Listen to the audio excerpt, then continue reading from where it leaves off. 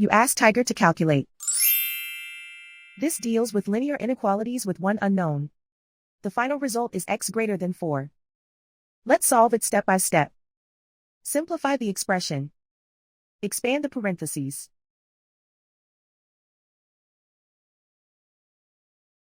Simplify the arithmetic.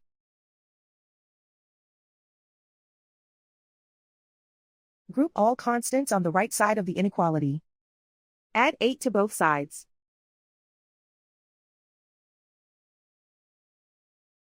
Simplify the arithmetic.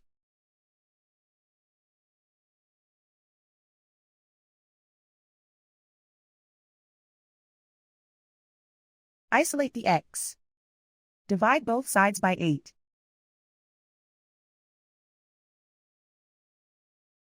Simplify the fraction.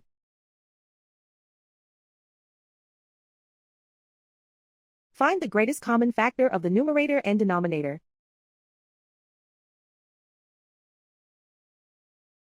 Factor out and cancel the greatest common factor.